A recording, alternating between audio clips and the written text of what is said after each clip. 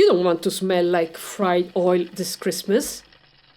Welcome to your guardian chef, your angel in the kitchen.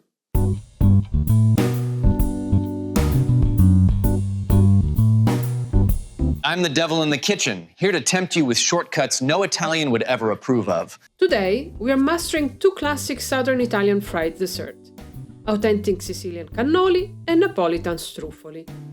These are perfect for festivity, but you don't want the smell of frying oil lingering in your house and in your hair, right before your guests walk in. So, I will show you how to make both of them ahead of time, and the struffoli even now. Just ask me, I know everything.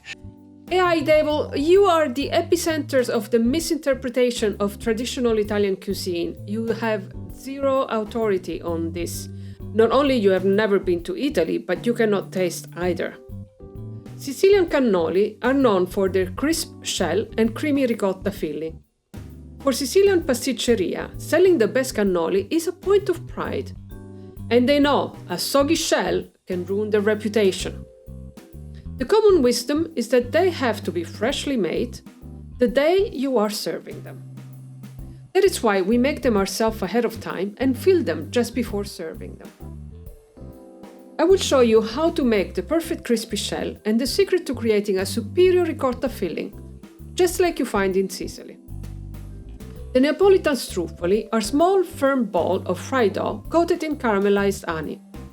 They are a classic dessert for Christmas and carnival festivity.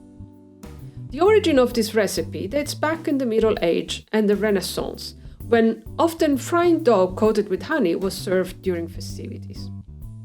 While you can find many versions of this recipe, this one has a special ingredient that will bring a unique kick.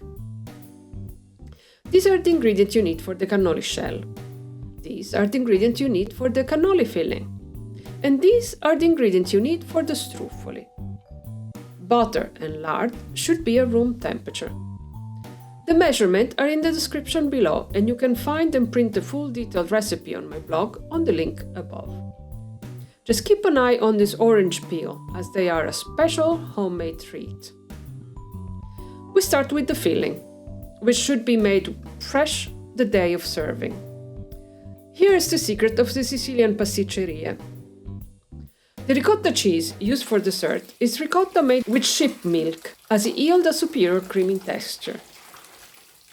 Not easy to find outside Italy, so use the cow milk ricotta instead.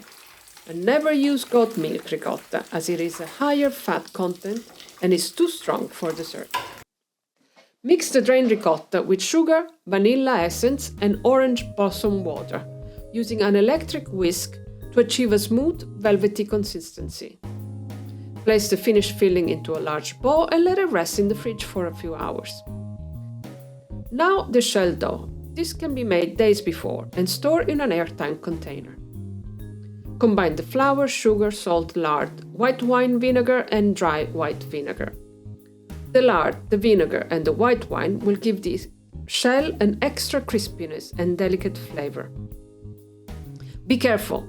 We use the egg only as an egg wash to seal the dough around the mold. It doesn't go into the main dough mixture.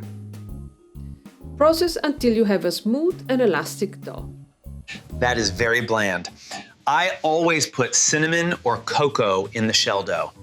The classic recipe doesn't have all this flavor, as they will overpower the delicate taste of the ricotta. Wrap the dough into plastic wrap and let it rest for 10 minutes. While the cannoli dough rests, we move on to the struffoli dough. Mix the flour, butter, sugar, salt, egg, lemon zest, and a mild liqueur. Traditionally, cognac is used for the liqueur, but today I'm using my homemade orange liqueur, Curaçao, and you can find the recipe on the link here above. It gives an extra kick to the struffoli dough, enhancing the flavor of the citrusy zest. Knead the ingredient until a smooth, uniform dough forms. You forgot baking powder? That's what gives struffoli a soft texture. Absolutely not. Struffoli should be crunchy, not soft like a cake. This is the authentic, traditional way. Cover the dough with a cling foil and let it rest for an hour and a half at room temperature. This long rest is essential for achieving the dough's final firm, crunchy texture. Now that the cannoli dough is rested, divide it into about 20 equal balls. Mine weigh approximately 16 grams each, half an ounce. We are focusing on mini cannoli, about 2.5 inches, 6.5 centimeters long, because they are easier to serve at a dinner party. Roll each ball out until it is very thin, reaching the diameter of your cannoli mold. This combination of weighting the dough and rolling to the mold diameter guarantee uniform thickness for consistent crispness across all the shells. If the dough is too thick, it will not cook properly. Before wrapping, gently coat the cannoli mold with vegetable oil. Place a mold in the center of the dough. Fold one side, brush the edge with fresh egg yolk. Fold the other side over and press firmly to seal the end tightly. Once the struffoli dough has rested, place it over a lightly floured surface. Take a small piece of dough and roll it into a long, thin rope. Using a knife or pastry cutter, cut the rope into small pieces. They can be as small as a chickpea if you want them crunchy, but if you want to taste the citrusy flavors we added to the dough, you can make them slightly larger. Once cut, quickly roll the pieces into ball to create perfect shapes. Continue this process for all the dough. Now it's time to fry. Heat the vegetable oil in a deep fryer or pan to 180 degrees, which is 355 Fahrenheit. I prefer using peanut oil as it can reach a higher temperature without deteriorating, resulting in a cleaner tasting fry. Fry the struffoli in batches until they are golden brown, using a slotted spoon to turn the ball so they cook evenly.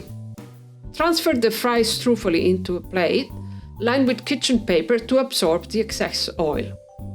Now, this is the trick. You can freeze the fried ball and keep them in your freezer for your special occasion. I always prepare a batch for Christmas. You never know when you might need them. I will show you how to use them later. In the meantime, we fry the cannoli shell.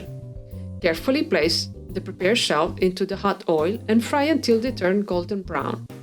Remove them from the oil and drain the excess on a paper towel. Gently slide the shell off the mold while holding the tube with a kitchen towel. Let them all cool before the next batch. Once the shells are at room temperature, you can store them in an airtight container for a few days until you're ready to fill them just before serving. I wouldn't recommend freezing them, as we want them as crunchy as possible. Now we finish the struffoli. If you froze them, drop them straight from the freezer into a large frying pan where the honey is caramelized and hot. The heat of the honey will defrost them instantly. Pour the honey over the struffoli and stir quickly and thoroughly until all the balls are completely coated. Pour the coated struffoli onto the serving dish and pile them into the shape of a mountain or a wedge shape. Immediately sprinkle with rainbow sprinkles and candied fruit, diavolilli, while the honey is still warm. In Naples, they also add this white anise candy, but frankly, anise is the last thing I want to taste on such a perfect dessert. Let them cool down completely before serving. The honey will harden as it cools, setting the final shape. Now for the final step for the cannoli. But be wary, cannoli must be filled on the same day you're serving them, otherwise the shell will become too soft and lose its signature crunch. Press your chilled ricotta filling into a piping pastry bag. Pipe the cream into the shell from each side until the center is filled.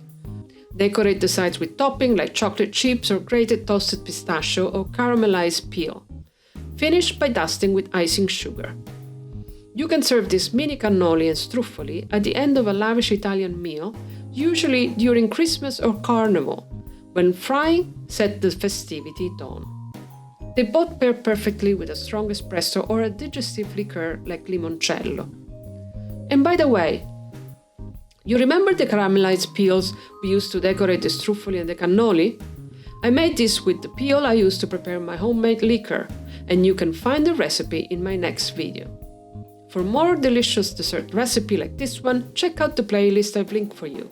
And don't forget to subscribe so you don't miss out on our next culinary adventure. These anise candies are a nightmare. They take over your taste bud and that's all you taste for the rest of the holiday.